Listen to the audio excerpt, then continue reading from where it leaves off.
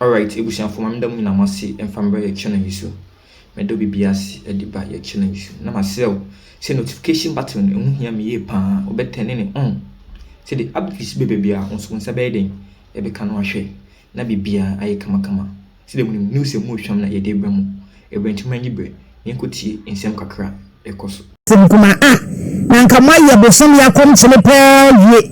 Say ye Easter branca yesu asesa ye bone ni abufo ni bibia wade kwa asem ya ne so ye di Easter wi audio bia bone a chene na moya kwam chine ye wi a kan to kwa de ne sen ye yan kwa homa ne se mrekwa kwa bo ye ji ye huni aba ani asin ko fo bi ya bosom ya kwam chine wi ye o wade ntokwa na e dance me se se ka ma twi ya wo mo tuka mo de ni nyame na ugadi adi ala brother, as he saying, you tell us about judgment. You can't be a get to a yes and try with the air castle. And I can only say, a really beyond Casa, a year Casuano, and really beyond Casa Casuano. Now, the Castle, a church gas. Maybe a month here, a bed door, so I would want to move for and a boss for her into a friend castle. And she a castle as and I say, a conscience na you want me to me for na yohano na ya hanya nya so betwa ya ba ye papa na bo bi ya evia tribal chief yo ha any council will be cool and gas nine service chibu na wa top nkoso na all the tribal chief ni na no o mo die timo ma ye free carnival na ye fe bo a MP ka ho na bi na chese obi a bi ni bi a na o ma pembe bi afa and not any day, and not there, Chasempa. And he said, a black cannibal air consul. And the dish me, I think you're burning after come with the kind. Every mama, I did one on 180. I'm a baba who called an answer, a year in news as well in Ram, second crack, and say not it. Yakoba and he said, you know, with the new and saying, and he said, you keep this, Baku warranty, council, to be warranty, and I council in the Lancaster. Ana munya mtini mwasibi ema mtu kumi mtokwani se omo ye chiya enti se na chiya nka mtokwani do mi se fridge na besi le eni obi enu obi mtokwana nkasa se ntokwa be ntokwa be ana besi fridge ni na se fridge na ko ze tete na madam ana be mo ye kanibal no ena santo kwana esa ko mara ni lo so eni nya banya so ntotwa mo ha ma ibi mo ma te ya aye ambition for edibu aye edan big na dey and the book of the literature, you get to look at pam. I know some good one. We look at a funny family and say, play. Baku or Basin, we can find a quick time, ethnic crime, so the meaning about one of the knock of a friend of family is not doing. And a Baku, you don't know how ability, and I'm yet a coming of the kind. It's the Jewish women of the buyer, another way. Make that every planet, and you're rushing. I don't call a year concept of the answer, confirm. Overhead now to cook and sort of anything. I was just about 200 meters away, and I would see a day required. No one of these before I think Abu Dhabi actually tobacco. Now, can I move a program of company and use more money? And I believe the other police before actually I now, I couldn't say another man and a woman penny for a woman for 8 years before. Say, oh, back and so many now the one summer this never call police station over there now a year as we see the canoe. Na isi bukane enti da na mo bon pa bi the school park na ga pa ni na bo ni tiamo so say in the body bi say red and it drama do na be oni twa mu enfantry oni ye no no so be the ni ati tiamo to ba dey ni aye honorable for na call you so enfantry mo so and o ka say if you are the ba be rebranding of council na to so no ha ma council bi ati ni akuya man ma me ko ni fi enti ni and it's out of the one of my prayer you a broad card of red banding. I must have good to any nothing. As a red banding on Kazan and we look at baby. Can't go through me and saying now, I want to have you. I'm a little back to the police also. As I said, send it to you. I'm a very sure. Now, my conference to find that I never not a children. I want to show baby. You know what happen. If you have any idea, you see a at the fact, Kadiva, not a question ever. Mrekwe sasa nini na mwamu yankambo fomu omwa bia omule kamufo tese muzemi fo ayike hono fo walantu zungu ndo walantu zungu any aye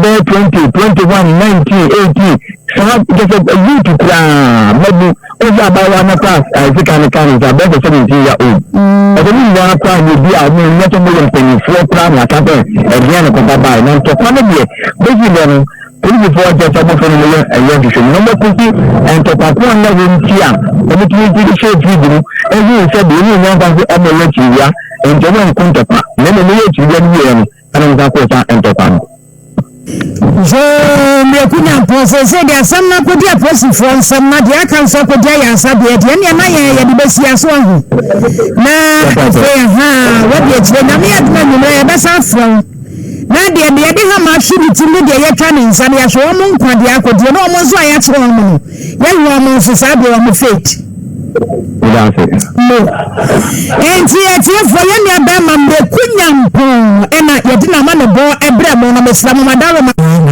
na mo me sinsem ni mo esimo da encheye ana enkremofo wo mo ede ennefo makomako aduasa 30 days esi ho ena wo mo ye fasting ebo mpaye ne fasting na nya asem ketua nsia sharp ye kosum nyame ene ade na ekwawi akire no omo wi a aya na celebrations ahodo ekoso pa fi se na makomako aduasa fasting ena from 6 to 6 ena from kra enti omo wi sa na ya na ni gie ni ntino omo organize events bebre na no na odi wani kire mu ewo kaso a republic kaso dia mamu MC bi mu kire msenka kaso akura wo ma anye news ho na yesi ekuo mienu dia boy ni de ekuo mienu no de ntia ni sese wo mo man hyehyem bi na minim sa no mo twen se yo mo ba wie fasting no mo atoa ntokwa ni show se die yo ya da kwa ya mani boni opani da ko wo no ni masem ni mo pa wo bali Mame bibi abakwa die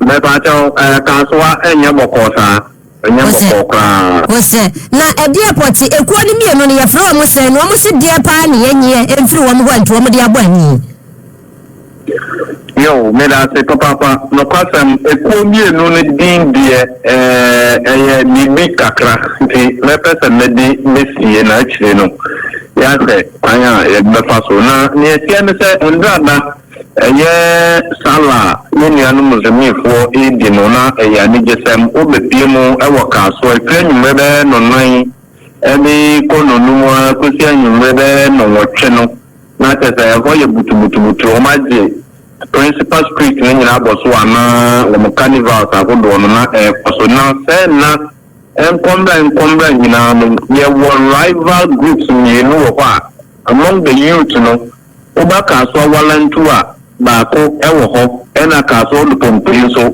baako ewo ho enti sa other groups ni no eyen krofo a na hu ka nya ya ne se fasting na brain mo na omo ye so mbe shia no ma kontopa ni yahu group a no so odin ana to try to say kan intra na eno no nzemu chira mpelifo ba mu ni omo di e kasa ye so dabi fasting bread yes aniema no yenye into woman yai and in tendra da bo be no so le fa anyumre no na woman nam eye monten so ni ade atwi momome eji omoni na yeti se womu de agbo ani ewo eye kasoa empatam wo ba bi enti no ka se me kodu ye ni se na nipa mako me ensa de na womu de da fom a oyo mo hia enye enti na tese dudu na ne ya twitwa wo mo sekan ebi mo so ye the club hammer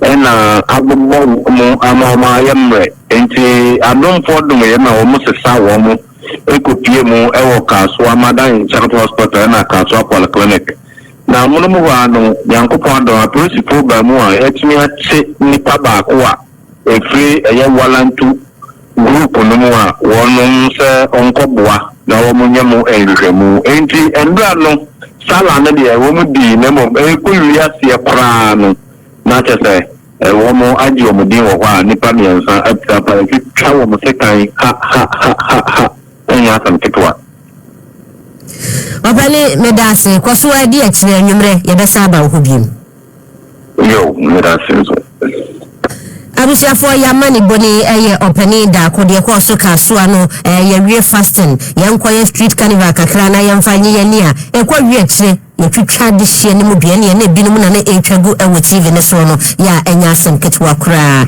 ya rahosem busuafo ne nyina no wo mo enkose nyankopon emma wo mo ahode na me regularities that is happening with the ECG. First off, what have you uncovered so far with the ECG matters? I think a lot of the matters have been in the public media. Can you hear me? Please? Yes, I can hear you. I'm with you. Yes, a lot of the information is in the media in terms of the PwC audit that was conducted in 2024, which disclosed the shocking 5.3 billion revenue discrepancy within ECG. They also discovered that there was a significant under-declaration and they failed to compensate their value chain players adequately, the people that they owe money to, and that they have been managing 84 bank accounts across 20 different banks rather than a single account streamlined revenue processes. So it means, as you are showing on the TV, this was an investigation that was carried out into what was going on with the missing over 1,300 containers and the resolutions of the cables being melted down into one blocks. This is criminal. It's beyond forgiveness that this is how the people of Ghana who are sitting in their homes cannot even switch on sound, cannot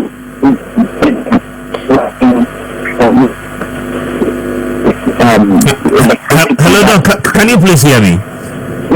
Yes, I'll be glad if you can reposition yourself a bit. We are finding challenges with the network and then we need to hear you clearly.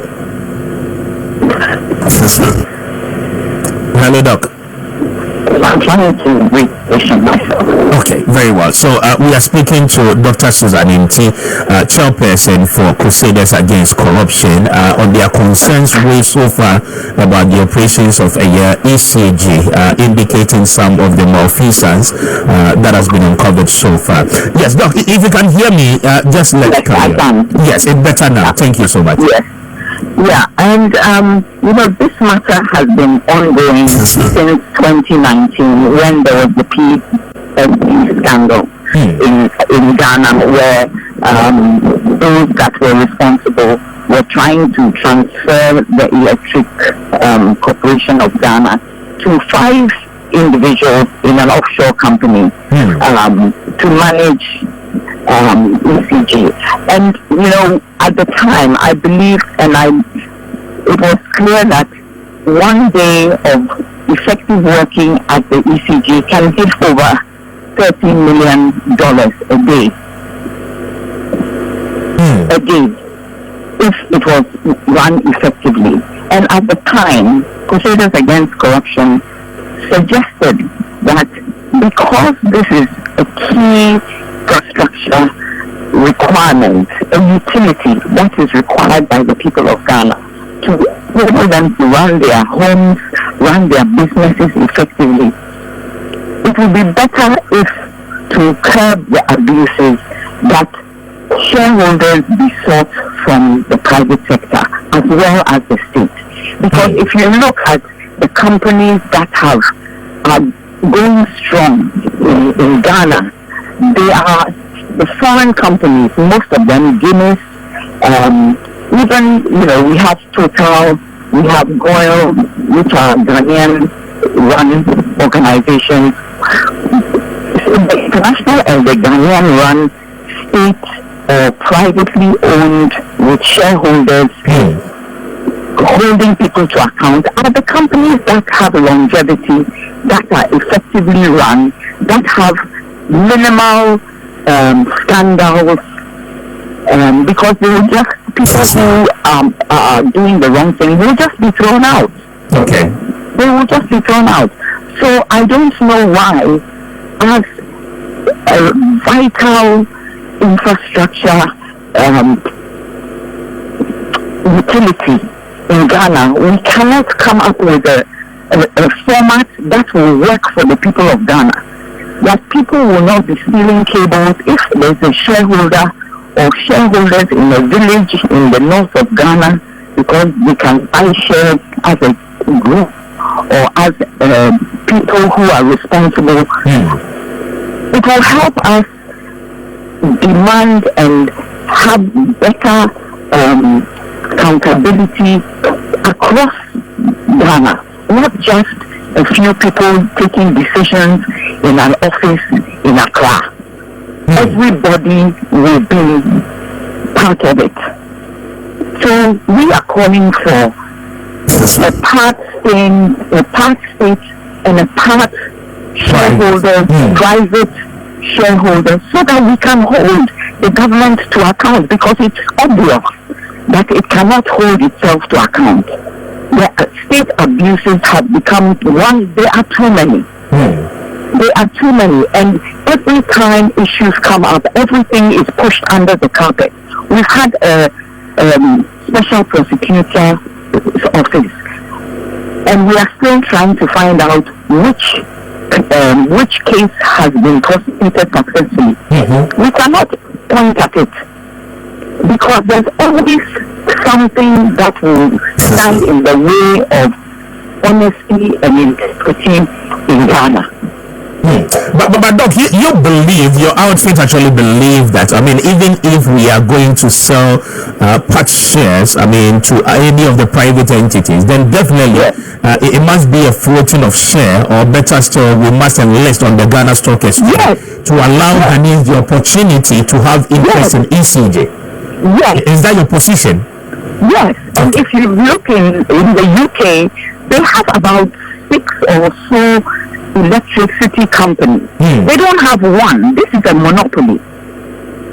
And in other countries, especially in the UK, there's anti-monopoly legislation that stops companies from dominating the market.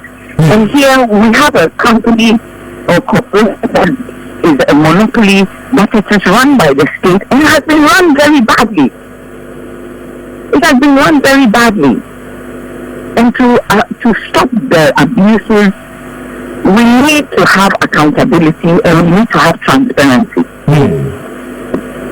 Now, wouldn't that be, I mean, the quest where we put the ECG as a whole into the hands of private individuals who are, so to speak, rich in society and are still going to do business to manipulate things into their favor? Because once upon a time, we made an attempt where PDS took over certain operations of ECG, and then for about 2 years, we did not get any proper accountability for the work they did. Even up to now, I mean, the way and manner in which those contracts were awarded was still being questioned about, transparency that ought to have been done to the Ghanaian people. And so you're suggesting this. What would be the modalities? What would be the methods that we ought to apply in this whole situation?